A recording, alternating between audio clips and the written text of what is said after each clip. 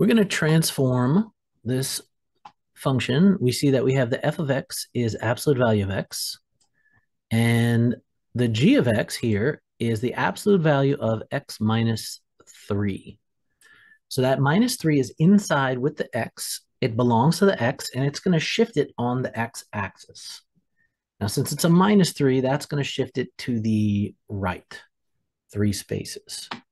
Remember that our basic shape of absolute value is a V in the word value, and then we want to shift it 3 spaces to the left. Now, that's the only transformation that we have. So let's go here and let's find what we're doing. We're doing a horizontal shift. Check it. Nice work. And now let's graph it. So you have to click on the graph first to pop up this toolbar.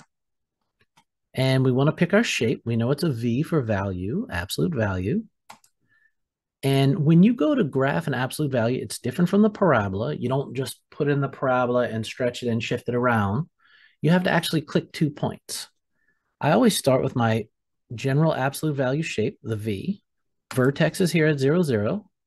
And then you could pick 1, 1 or 2, 2 or negative 2, 2, whichever point you want. And that makes our V. Now, we are going to shift it to the horizontal shift. It's shifting to the right 3 spaces. So I'm going to go take my vertex and move it 1, 2, 3. Now, notice that the shape is changing. It looks like it's flattening.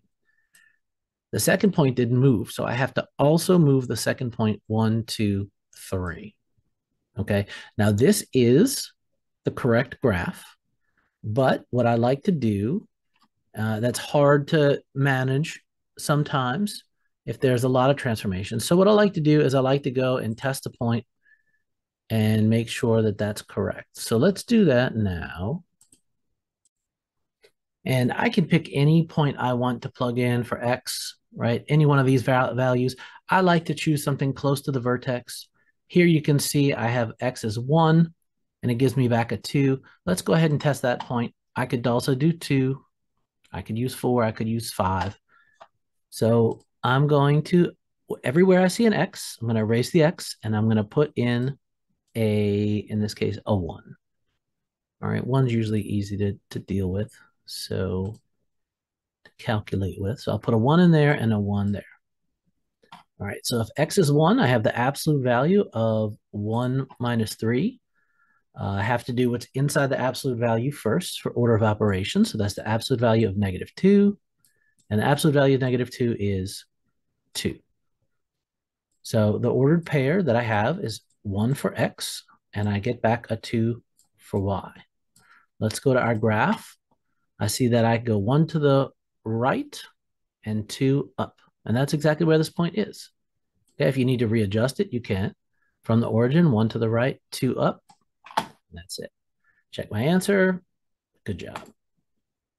Nice work.